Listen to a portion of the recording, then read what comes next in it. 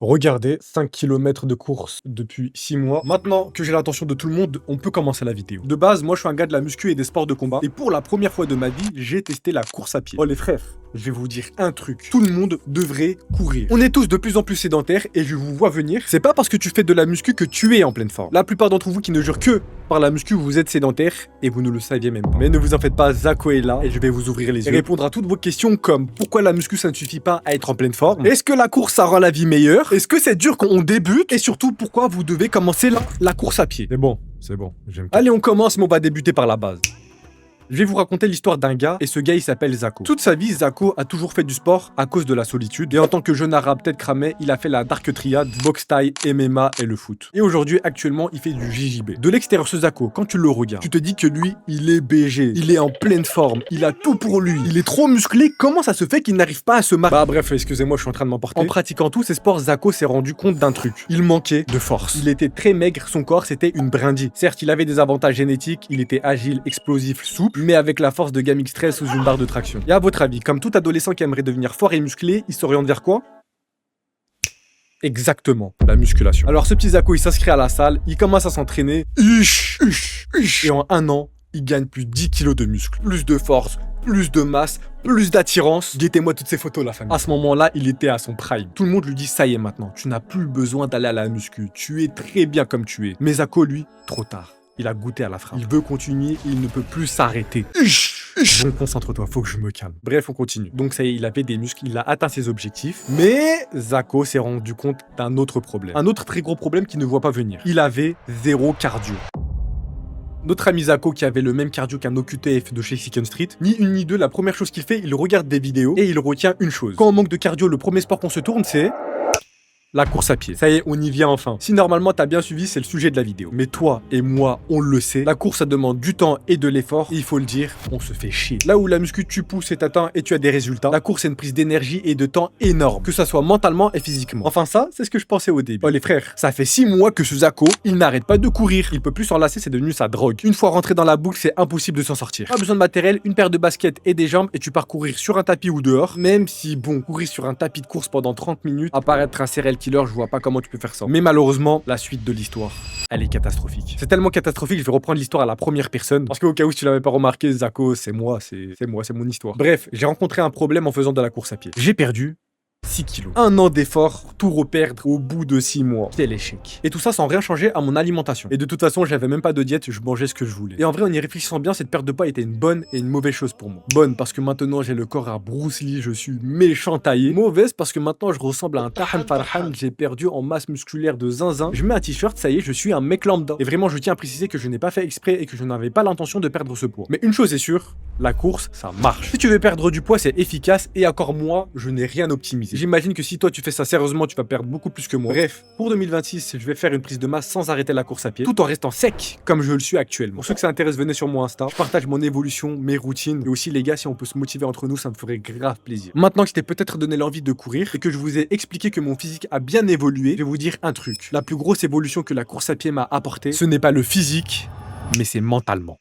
Mais comment ça rend malheureux la course? Attendez les frères, vous allez voir avec toute mon expérience que j'ai accumulée, vous allez comprendre là où je vais en venir. Un humain en France en général, il a toujours un truc pour se divertir. Des écouteurs, un téléphone, un PC, des livres à lire, bref, plein de choses. Un truc pour que notre cerveau reste attentif à quelque chose. Vous avez déjà essayé dans votre vie de marcher ou d'être dans les transports en commun sans écouteurs ou sans téléphone? Jamais de la vie vous feriez ça. Et pourquoi? Parce que ça veut dire affronter la réalité, ressasser le passé et nos regrets, faire une introspection, et ça, on déteste. La course à pied, si au début j'ai détesté ça, c'est parce qu'on sait au fond de nous qu'on va devoir faire face à ce mec-là. Et vous savez quoi les frères? Honnêtement, ça m'a fait du bien. Faire face à la réalité. La course t'oblige à affronter tout ce que tu repousses et c'est pas agréable du tout. Mais c'est impossible de fuir. Et j'ai été anxieux, malheureux, j'ai fait une introspection sur moi-même et ensuite j'ai regardé mes problèmes face droit dans les yeux et maintenant je suis heureux. Bon en vrai j'abuse, être heureux c'est un grand mot, mais j'en ai tiré que du bénéfice et j'en suis sorti bien plus grand. Ce truc désagréable d'être en face de ses problèmes et de le regarder droit dans les yeux, ça ne peut que te rendre plus fort. Donc va courir et tu avanceras beaucoup plus vite dans ta vie. Oh les frères, oh c'est moi qui ai écrit ça wesh. Bref, faut que je me calme. Chapitre suivant.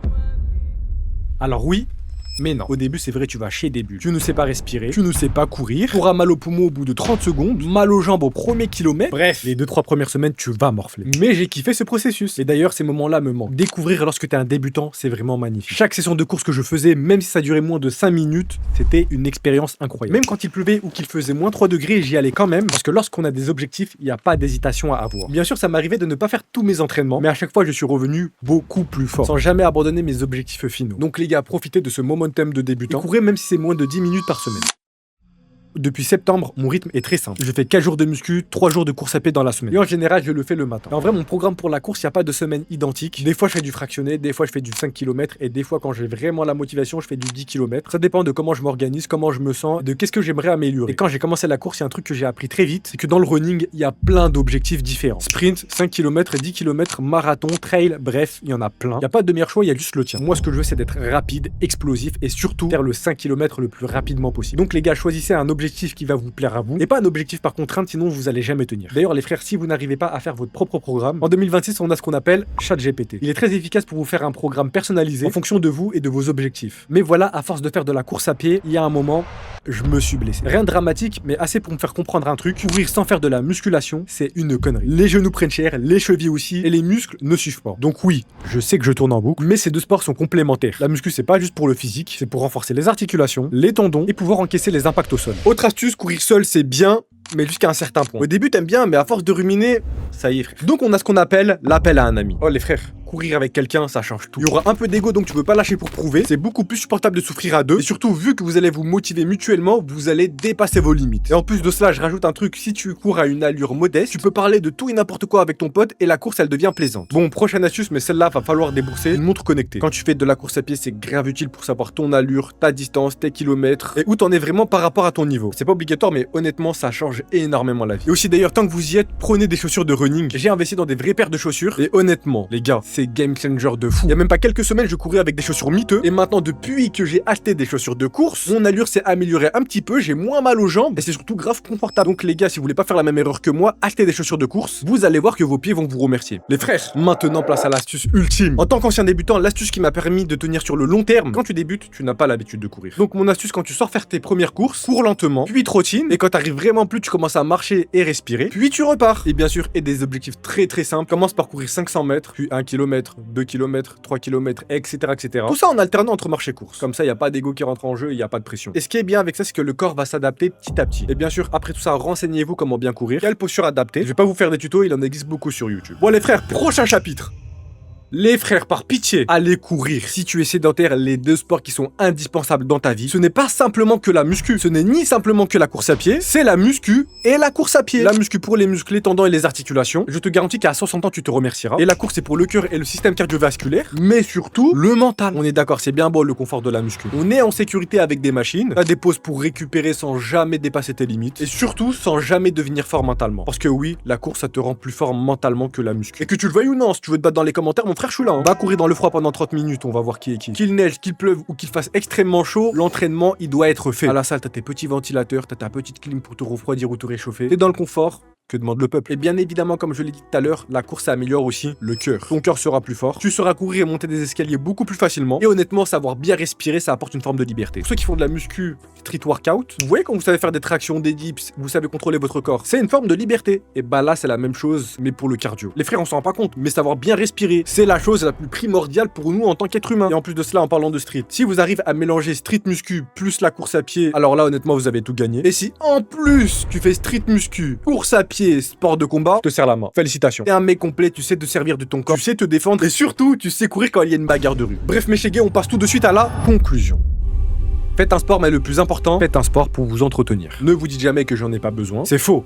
Tout le monde doit le faire. C'est un devoir pour se respecter soi-même. On vit dans une génération où on est assis tout le temps. Donc on le sait, dans les années à venir, les hommes les plus forts disparaîtront petit à petit. Et il restera des gens comme nous, capables de courir sans se fatiguer, faire des tractions et soulever des charges lourdes. Donc profitez-en de ce corps que vous avez construit. Et les gars, honnêtement, pas besoin d'aller sur les réseaux sociaux pour se comparer. Parce que c'est vrai, quand on scrolle sur les réseaux sociaux, tout le monde a un score galbé, tout le monde sait faire des tractions, tout le monde sait courir. Tu vas à la plage, le corps que t'as sculpté toi-même, tu verras que personne ne l'a. Tu vas dans un endroit connu de ta ville. Tu verras que la plupart du temps, tout le monde a un corps sédentaire. Tout le monde ne sait pas courir. Si tu sais courir, si tu sais faire des tractions, si tu fais de la muscu ou tout autre sport, tu fais partie des 1% de la population mondiale. Et ce qui est trop bien là-dedans, ce n'est pas compliqué. Donc les gars, faites partie du top 1%. En plus de cela, les gars, courir, ça nous permet de redescendre la pression. On est dans un monde où ça bouge beaucoup trop vite. Demain, je dois me réveiller à 6 heures. Mon patron m'a dit de faire ci. Mon prof m'a dit de faire ça. Oh, on se calme. Courir, c'est une pause dans ta vie. Je tiens à remercier le frérot Bixley pour cette vidéo. Honnêtement, je sais pas si ça se voit, si vous l'avez remarqué, mais je me suis inspiré de lui pour faire cette vidéo. Et bien évidemment, sur TikTok, allez suivre les frérots Ilyes Escanor,